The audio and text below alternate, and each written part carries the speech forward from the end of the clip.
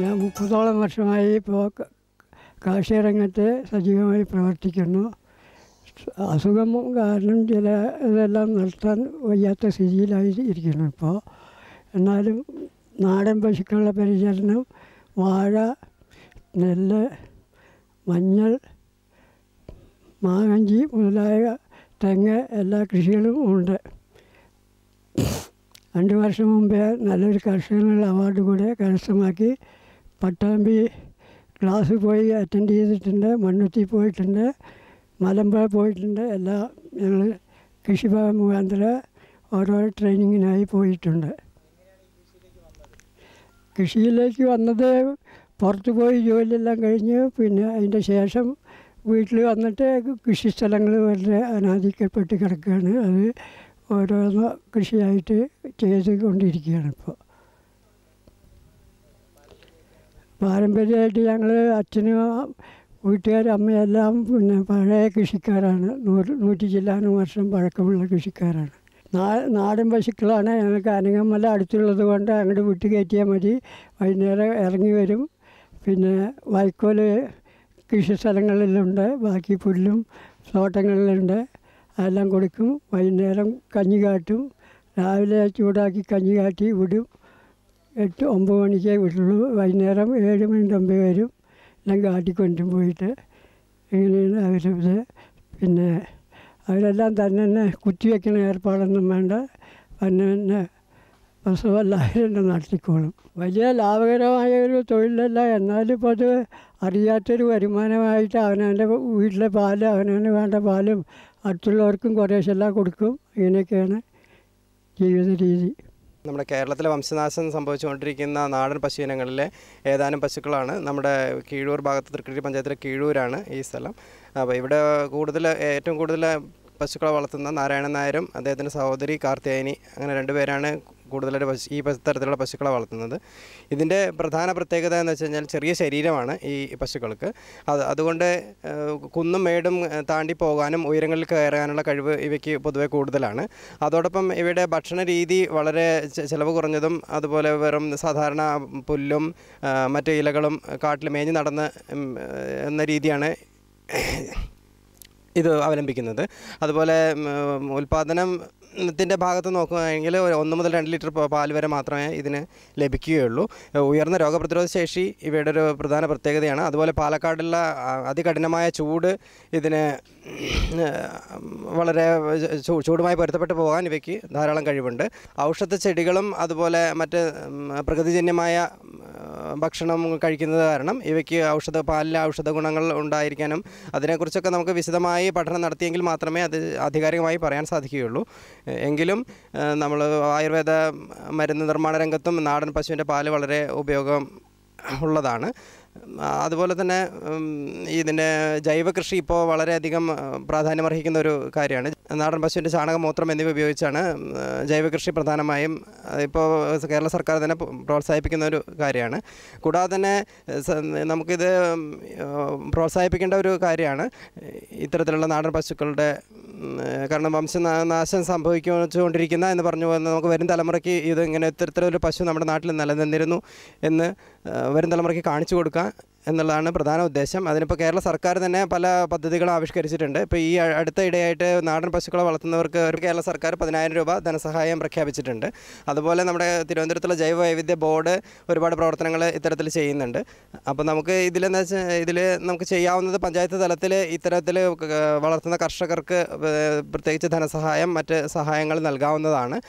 കൂടാതെ പല സ്ഥലങ്ങളിലുള്ള ബ്രീഡ് പാർക്ക് പോലുള്ള ചില സംവിധാനങ്ങൾ നമുക്ക് ഉണ്ടാക്കാവുന്നതാണ്. ഇതിൽ ആ പ്രത്യേക ബ്രീഡ് ആയിട്ട് വളർത്തുക, അതിന് വേണ്ട സഹായങ്ങളും ചികിത്സകളും മറ്റ് ചെയ്യുക എന്നൊക്കെ ചെയ്യാവുന്നതാണ്. ഇതിൽ പ്രജനനം എന്ന് പറഞ്ഞാൽ പ്രധാനമായിട്ടും ഇവർ കൃത്രിമ ബീജദാനത്തിന് വിധേയമാക്കപ്പെടുന്നില്ല. നാടൻ മൂരികൾ തന്നെയാണ്, അത് കാട്ടിലേക്കുള്ള നാടൻ മൂരികൾ തന്നെയാണ് ഇവയെ ഇണചേർന്ന് ആ ജനുസിൻ്റെ ക്വാളിറ്റി നിലനിർത്തുന്നത്. നമുക്ക് സാധാരണഗതിയിൽ മൂരികളെ വളർത്തുന്നതിന് 1961 നിയമപ്രകാരം മൂരികളെ വളർത്തുന്നത് നിരോധിച്ചതാണ്. എങ്കിലും ഇപ്പോൾ സർക്കാർ ചില ഇളവുകൾ വന്നിരിക്കുന്നത് കാരണം നമുക്ക് ഇത്തരത്തിലുള്ള നാടൻ മൂരികളെ വളർത്തുന്നതിന് ധനസഹായമോ അല്ലെങ്കിൽ പ്രോത്സാഹനം നൽകാവുന്നതാണ്. അത്തരത്തിൽ ഇവയുടെ വംശവർദ്ധനവും എണ്ണം കൂട്ടി അതുപോലെ ഇതൊരു ജനുസ്സായിട്ട് നമ്മുടെ കേരളത്തിൻ്റെ തനത് ജനുസ്സായി വികസിപ്പിച്ചെടുക്കാവുന്നതാണ്. ഇപ്പോൾ നമുക്ക് കേരളത്തിലെ വെച്ചൂർ എന്ന് പറഞ്ഞ കോട്ടയം ജില്ലയിലെ വെച്ചൂർ എന്ന് പറഞ്ഞ സ്ഥലത്തുള്ള ജനുസ് മാത്രമേ അംഗീകൃതമായിട്ടുള്ള ജനുസ്സുള്ളൂ. അംഗീകൃത ജനുസ് നമുക്ക് കിട്ടുന്നതെങ്കിൽ ഒരുപാട് പ്രവർത്തനങ്ങൾ ഇവയെ വംശവർദ്ധനവ് വരുത്തി ദേശീയ തലത്തിലുള്ള national bureau of animal genetic resources എന്ന് പറഞ്ഞ ഒരു സ്ഥാപനമുണ്ട്. അവരുടെ അംഗീകാരം കിട്ടിയെങ്കിൽ മാത്രമേ നമുക്കതൊരു അംഗീകൃത ജനുസ്സായിട്ട് കേരളത്തിന് അംഗീകൃത ജനുസ്സായിട്ട് നമുക്ക് വളർത്താൻ സാധിക്കുകയുള്ളൂ. അപ്പോൾ പല ആനുകൂല്യങ്ങളും നമുക്ക് കേന്ദ്ര ഗവൺമെൻറ്റിൽ നിന്ന് അടക്കമുള്ള പല ആനുകൂല്യങ്ങളും ഇത്തരം ജനുസിനെ വ്യാപകമായി വളർത്തുന്നതിന് സഹായിക്കുന്നതാണ്. അതുപോലെ നമുക്ക് കേരള വെറ്റിനറി സർവകലാശാല, അതുപോലെ ആനിമൽ ജൈവവൈവിധ്യ ബോർഡ് എന്നിവയുടെ സഹായവും പഞ്ചായത്ത് തലത്തിലുള്ള കേരള സർക്കാർ മൃഗസംരക്ഷണ വകുപ്പിൻ്റെ സഹായവും ആവശ്യപ്പെടാവുന്നതാണ്. അത്തരത്തിൽ ഒരു ബ്രീഡ് പാർക്ക് അതുപോലെ സംരക്ഷണമായിട്ട് പല രീതിയിലുള്ള ഇത് ചെയ്യാവുന്നതാണ്. ഇതൊരു ഫാം അടിസ്ഥാനത്തിൽ ഒരു ഉൽപ്പാദനക്ഷമത മാത്രം വളർത്തുന്നത് വളരെ ലാഭകരമല്ല. കാരണം ഇതിന് 1 മുതൽ 2 ലിറ്റർ പാൽ വരെ നമുക്ക് പ്രതിദിന ഉൽപ്പാദനം ലഭിക്കുകയുള്ളൂ. കൂടാതെ തൊഴുത്തിനും വളരെ അടിസ്ഥാന സൗകര്യങ്ങൾ നമുക്ക് സാധാരണ മറ്റ് സങ്കരയിനം പശുക്കൾക്ക് ഇപ്പോൾ റബ്ബർ മാറ്റ് അതുപോലുള്ള ആവശ്യങ്ങളില്ല. അതുപോലെ മിസ്റ്റ്, സ്പ്രിംഗ്ലർ അങ്ങനെയുള്ള അത്യാധുനിക രീതിയിലുള്ള ഫാന് അത്തരത്തിൽ യാതൊരു ആവശ്യകതയും ഇതിനെ വളർത്തുന്നതിനില്ല.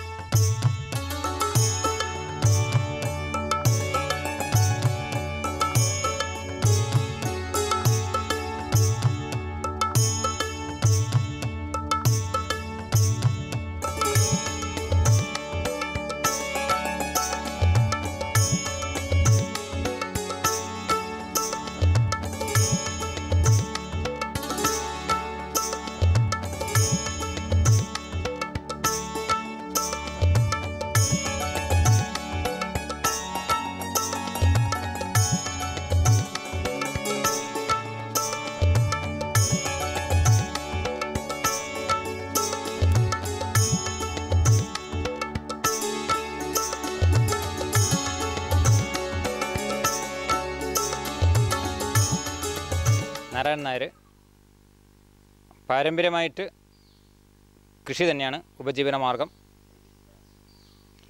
5-ൽ കൂടുതൽ നാടൻ പശുക്കളും, നെൽകൃഷി, വാഴക്കൃഷി, പച്ചക്കറി കൃഷി, അതുപോലെ തന്നെ എല്ലാ കൃഷികൾക്കും ജൈവ രീതിയിൽ വിഷമയമില്ലാതെ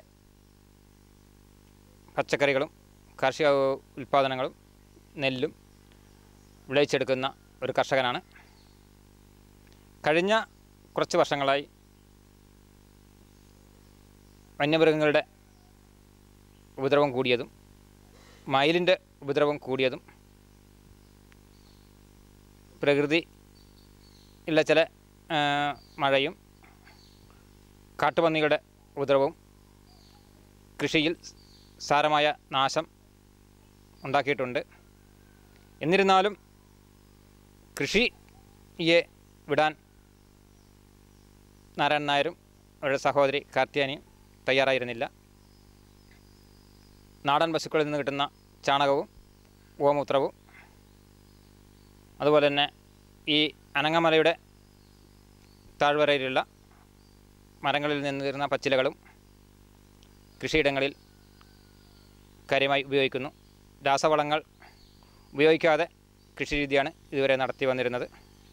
തൃക്കടയൂർ പഞ്ചായത്തിലെ നല്ല കർഷകനെന്നുള്ള അവാർഡ് നാരായണൻ നായർക്ക് ലഭിച്ചിട്ടുണ്ട്. നാടൻ പശുക്കൾക്ക് തീറ്റയായി ഈ അനങ്ങമലയിലുള്ള പുല്ലുകളും കൃഷിയിടത്തിൽ നിന്ന് കിട്ടുന്ന വൈക്കോലും ആണ് നൽകുന്നത്. നാടൻ പശു ആയതുകൊണ്ട് തന്നെ അതിൽ നല്ല ചാണകത്തിനും പാലിനും ഒക്കെ കൂടുതൽ ഗുണമേന്മയുണ്ട്. ഈ പാൽ വാങ്ങിക്കാൻ നാട്ടുകാർ കൂടുതൽ ഇവിടെ വരുന്നുണ്ട്.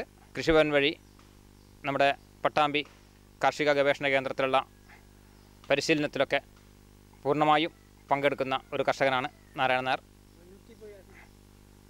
മണ്ണൂത്തി കാർഷിക ഗവേഷണ കേന്ദ്രത്തിലും നമ്മുടെ മലമ്പുഴ HD ഫാമിലും അവിടുത്തെ പരിശീലനങ്ങൾക്കൊക്കെ മുൻനിരയിൽ എത്തിക്കൊണ്ടിരിക്കുന്ന ഒരു കർഷകനാണ് നാരായണൻ നായർ.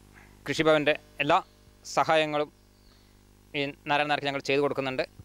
സാങ്കേതിക ഉപദേശങ്ങളും. നമ്മുടെ സംസ്ഥാനം 2016 ആകുമ്പോഴേക്കും മുഴുവനായിട്ടും ജൈവ കൃഷിയിൽ എത്തിക്കേണ്ടതുണ്ട്. അതിൻ്റെ മുൻനിരയിൽ നമ്മുടെ നാരായണൻ നായർ ഉണ്ടാകും എന്നെനിക്ക് ഉറപ്പുണ്ട്.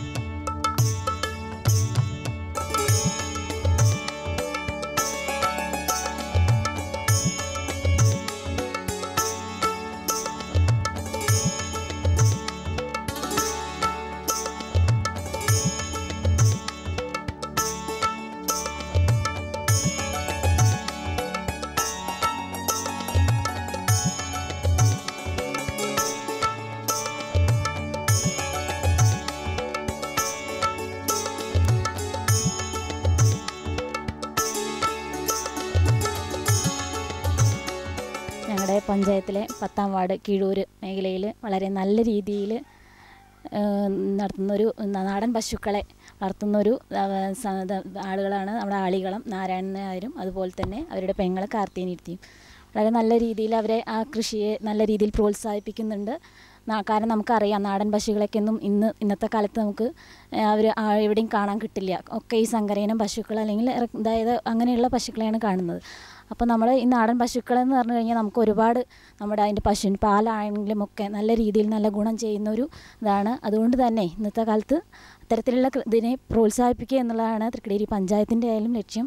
നല്ല രീതിയിൽ ഇത്തരത്തിലുള്ള നാട്ടിൻ പ്രദേശങ്ങളിൽ അങ്ങനെ മറ്റുള്ള ആളുകൾക്ക് പ്രചോദനമായിക്കൊണ്ട് നല്ല രീതിയിൽ ഇന്നത്തെ കൃഷിയുടെ മേഖലകളാണെങ്കിലും ഒരുപാട് പ്രതിസന്ധികൾ നേരിടുന്ന സാഹചര്യത്തിലാണെങ്കിലും നെൽകൃഷിയിലും അതുപോലെ തന്നെ നാടൻ പശുക്കളുടെ ഇതിലാണെങ്കിലും നല്ല രീതിയിൽ അവർ അതിനെ കൊണ്ടുപോകുന്നതിന് നല്ല രീതിയിൽ നടത്തുന്നുണ്ട്. മറ്റുള്ളവർക്കൊരു പ്രചോദനമാണ്. ഇതിൽ നിന്നും കണ്ടുകൊണ്ട് നമുക്കറിയാം വരും തലമുറകൾ അത് ഏറ്റെടുത്തുകൊണ്ട് നടപ്പിലാക്കേണ്ട ഒരു പദ്ധതിയാണ്. നമ്മുടെ നാടിനെ സംരക്ഷണത്തിനും മറ്റുള്ള പഴയ കാലങ്ങളിൽ നിന്ന് നമുക്കറിയാം ഒരുപാട് ഔഷധ ഗുണങ്ങളൊക്കെ ഉള്ള ഇതാണ് നമ്മുടെ പശുക്കളുടെ പാലിൽ നിന്നും തൈരിൽ നിന്നും ഒക്കെ നമുക്ക് കിട്ടുന്നത്. അപ്പോൾ നമുക്കിപ്പോൾ നമ്മുടെ നാട്ടിലൊക്കെ പുറത്ത് ഇറക്കുമതി ചെയ്തിട്ടാണ് നമ്മുടെ അരിയുടെ നമ്മുടെ സാധനങ്ങളായാലും ഏതാണെങ്കിലും നമ്മൾ പുറത്തുനിന്ന് ഇറക്കുമതി ചെയ്തിട്ടാണ്. പണ്ടുള്ള ആളുകൾ നമ്മൾ കൃഷി ചെയ്തിട്ട് നമ്മുടെ വീടുകളിൽ നമുക്ക് ഭക്ഷണ സാധനങ്ങൾ നമ്മൾ കൃഷി ചെയ്തിട്ടാണെങ്കിൽ ഇന്നത്തെ സ്ഥിതി മാറിക്കൊണ്ടിരിക്കുകയാണ്. അതുകൊണ്ട് തന്നെ കൃഷി രീതിയിലും അതുപോലെ ഇത്തരത്തിലുള്ള നാടൻ പശുക്കളുടെ ഇതിലും ഒക്കെ നമ്മൾ നല്ല രീതിയിൽ ഇവരുടെ ഒരു പ്രവർത്തനം നമ്മൾ നല്ല രീതിയിൽ പഞ്ചായത്തിൻ്റെ ഭാഗത്തു നിന്ന് നല്ല രീതിയിൽ നടത്തുന്നുണ്ട്. അവർക്ക് തൃക്കടിയൂർ ഗ്രാമപഞ്ചായത്തിൻ്റെ എല്ലാവിധ സപ്പോർട്ടും വരും കാലങ്ങളിലും ഞങ്ങൾ കൊടുക്കാൻ തയ്യാറാണെന്നും അറിയിക്കുന്നു. എൻ്റെ വാർഡിൽ ഈ നാടൻ പശുക്കളെ ഇപ്പോഴും നിലനിർത്തി പോരുന്ന ഒരു കർഷകനാണ് ആളികളത്തിൽ നാരായണൻ നായർ. ഇവിടെ പല വീടുകളിലും ഇങ്ങനത്തെ നാടൻ പശുക്കളുണ്ടായിരുന്നു. പക്ഷേ ഇപ്പോൾ കൂടുതലും മറ്റേ സങ്കരയിനം പശുക്കളെയാണ് വളർത്തുന്നത്. ഇവരിൽ നോക്കാനുള്ള ബുദ്ധിമുട്ടും പിന്നെ പാല് കമ്മിയാണല്ലോ, അതിൻ്റെ ഒരു പ്രശ്നമുണ്ട്. പക്ഷേ ഇങ്ങനെ ഈ കൃഷിയെ പ്രോത്സാഹിപ്പിച്ചാൽ ഞങ്ങളുടെ ഈ വാർഡിൽ ഏറ്റവും കൂടുതൽ നടത്താൻ പറ്റുന്ന ഒരു സംരംഭമാണ് ഈ നാടൻ പശുക്കളെ വളർത്തൽ. ഞങ്ങളുടെ തൃക്കടിയൂർ പഞ്ചായത്തിൽ നിന്ന് ഈ നാടൻ പശുക്കളെ വളർത്തുന്നതിന് വേണ്ടി സഹായങ്ങൾ ചെയ്തു വരുന്നുണ്ട്. ഇനിയും ചെയ്തു തരാമെന്ന് അവർ പറഞ്ഞിട്ടുമുണ്ട്. നല്ല സഹകരണമാണ് പഞ്ചായത്തിൽ നിന്നുള്ളത്. പഴയ കാലം മുതൽ പശു വളർത്തലിൽ വലിയ താല്പര്യമുള്ള ആളാണ്. ധാരാളം പശുക്കൾ പിന്നെ ഇതിനടുത്ത് ഞങ്ങളുടെ മലമ്പ്രദേശം അനങ്ങമല എന്ന് പറയുന്ന മലയുണ്ട്. അതിൻ്റെ അവിടേക്ക് വിട്ടാക്കാനും പിന്നെ കന്നുകളെ പരിപാലിക്കാനും വളരെ സൗകര്യമുള്ളൊരു വീടാണ്. അതുകൊണ്ട് 10-20 പശുക്കൾ വരെ ഉള്ള ഒരു വീടിൻ്റെ ഉടമസ്ഥ, കാലിത്തൊഴുത്തിൻ്റെ ഉടമസ്ഥനുമാണ് അദ്ദേഹം.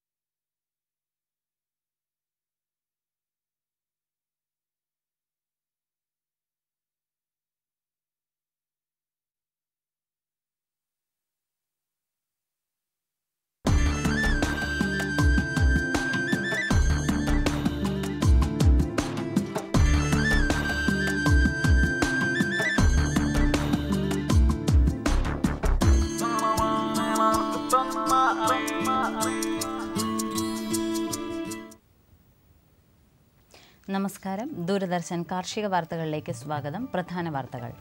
കഞ്ചിക്കോട് പുതിയ നീര വിപണന കേന്ദ്രം. ഉണക്ക റബ്ബറിൽ നിന്നുള്ള ഉൽപ്പന്ന നിർമ്മാണത്തിൽ പരിശീലനം.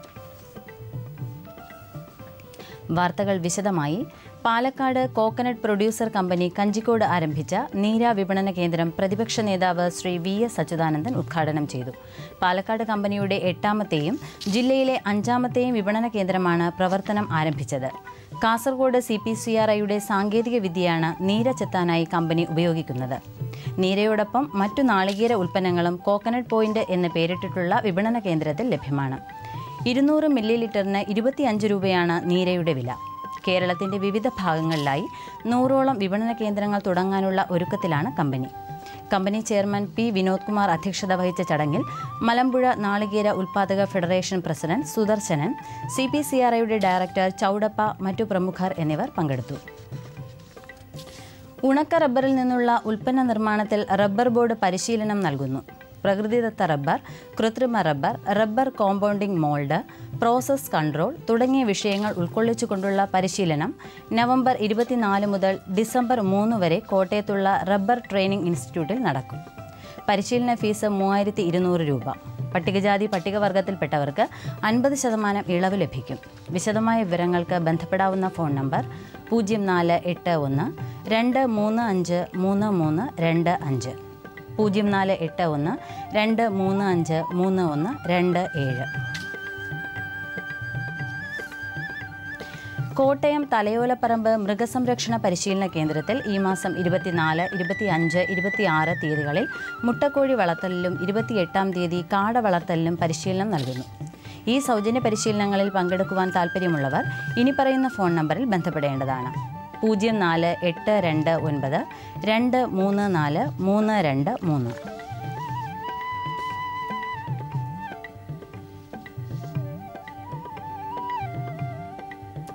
തിരുവനന്തപുരം ജില്ലയിലെ അരുവിക്കര കൃഷിഭവൻ പരിധിയിലെ കർഷകർക്ക് കാച്ചിൽ, മരച്ചീനി, ചേന, ചേമ്പ്, മധുരക്കിഴങ്ങ് തുടങ്ങിയ കിഴങ്ങുവർഗ്ഗ വിളകൾ കൃഷി ചെയ്യുന്നതിന് ആനുകൂല്യം നൽകുന്നു. പദ്ധതി പ്രകാരം കൃഷി ചെയ്യുന്നതിന് താൽപ്പര്യമുള്ള കർഷകർ നിശ്ചിത ഫോറത്തിലുള്ള അപേക്ഷ ഈ മാസം 20-ാം തീയതിക്ക് മുൻപായി കൃഷിഭവനിൽ നൽകണമെന്ന് കൃഷി ഓഫീസർ അറിയിച്ചു. കൂടാതെ തെങ്ങ് കൃഷിക്കാർക്ക് സൂക്ഷ്മ മൂലകങ്ങൾ സൗജന്യമായി നൽകുന്നു. കൂടുതൽ വിവരങ്ങൾക്ക് വിളിക്കേണ്ട ഫോൺ നമ്പർ 0472 288 7633.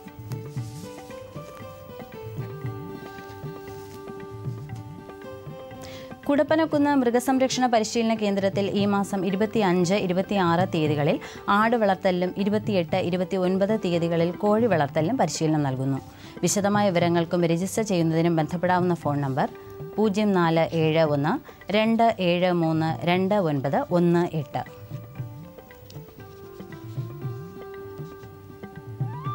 ഇനി കമ്പോള നിലവാരം.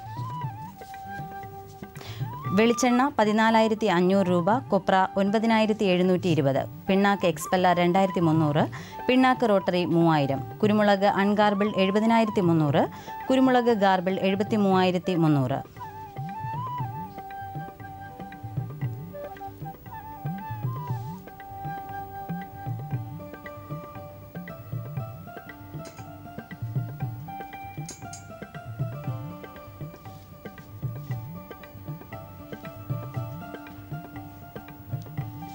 വെളിച്ചെണ്ണ കൊച്ചി 14,500 രൂപ, കൊപ്ര 9,720, പിണ്ണാക്ക് എക്സ്പെല്ലർ 2,300, പിണ്ണാക്ക് റോട്ടറി 3000, കുരുമുളക് അൺഗാർബിൾ 70,300, കുരുമുളക് ഗാർബിൾ 73,300. ചുക്ക് മീഡിയം 21,000, ചുക്ക് ബസ്റ്റ് 23,000, മഞ്ഞൾ നാടൻ 6,200, അടയ്ക്ക പുതിയത് 21,500-നും 22,500-നും മധ്യേ. ജാതിക്ക തൊണ്ടൻ കിലോഗ്രാമിന് 250-നും 280-നും മധ്യേ.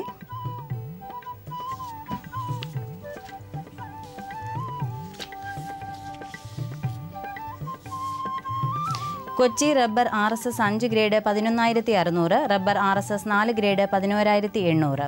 Kottayam rubber RSS 5 grade 11,500, rubber RSS 4 grade 11,850 രൂപ.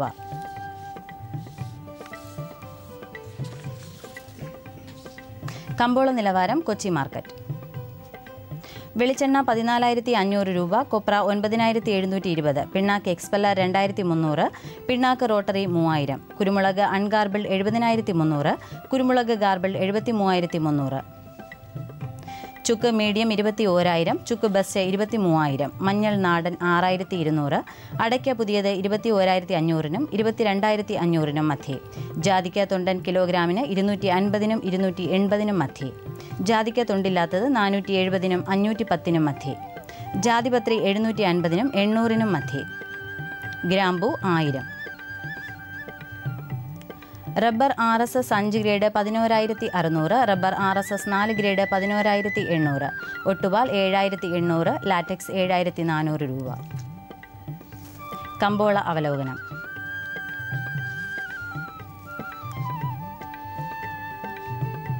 കുരുമുളക് 500 രൂപയുടെ നേട്ടത്തിൽ 73,300 രൂപയിലാണ് ഇന്ന് ഇടപാടുകൾക്ക് തുടക്കം കുറിച്ചത്. ഉത്തരേന്ത്യയിൽ നിന്നുള്ള ആവശ്യം ഉൽപ്പന്നത്തിന് താങ്ങായി. അതേസമയം വിലക്കയറ്റം കണ്ട് കർഷകരും സ്റ്റോക്കിസ്റ്റുകളും കാര്യമായി ചരക്ക് വിൽപ്പനയ്ക്കിറക്കിയില്ല. ഇറക്കുമതി റബ്ബറിന്റെ കുറഞ്ഞ വില കണക്കിലെടുത്ത് ടയർ വ്യവസായികൾ ആഭ്യന്തര നിരക്ക് കുറയ്ക്കാൻ സമ്മർദ്ദം തുടരുന്നു. മുഖ്യ വിപണികളിൽ 4-ാം ഗ്രേഡ് കിലോ 118 രൂപയിലാണ്. ഉൾനാടൻ ഗ്രാമങ്ങളിൽ നിരക്ക് 117 രൂപ മാത്രമാണ്. നാളികേര ഉൽപ്പന്നങ്ങളുടെ വിലയിൽ മാറ്റമില്ല. കാർഷിക മേഖലയിൽ നിന്നുള്ള പച്ചത്തേങ്ങ നീക്കം ചുരുങ്ങിയത് കൊപ്രയ്ക്ക് ഡിമാൻഡ് ഉയർത്തി. അതേസമയം വെളിച്ചെണ്ണ വില സ്റ്റഡിയായി തുടരുന്നു. വൻകിട തോട്ടങ്ങളിൽ നിന്നുള്ള ഏലയ്ക്ക വരവ് കനത്തത് കണ്ട് വ്യവസായികൾ ചരക്ക് സംഭരണം കുറച്ചു. ഇത് അവധി നിരക്കുകളെ ബാധിച്ചെങ്കിലും കൊച്ചി ലേലത്തിൽ മികച്ച ഇനം ഏലയ്ക്ക കിലോ 1,012 രൂപയിൽ ലേലം കൊണ്ടു. കാലാവസ്ഥ. കണ്ണൂർ കൂടിയ താപനില 33.5 ഡിഗ്രി സെൽഷ്യസ്, കുറഞ്ഞ താപനില 25.4 ഡിഗ്രി സെൽഷ്യസ്. കോഴിക്കോട് 33.4, 25.3. കൊച്ചി 31.8, 22.8. ആലപ്പുഴ 32.7, 24.8. പുനലൂർ 32.6, 21.2. തിരുവനന്തപുരം കൂടിയ താപനില 32.5 ഡിഗ്രി സെൽഷ്യസ്, കുറഞ്ഞ താപനില 24.3 ഡിഗ്രി സെൽഷ്യസ്. ഇതോടെ ഇന്നത്തെ കാർഷിക വാർത്തകൾ സമാപിക്കുന്നു. നമസ്കാരം.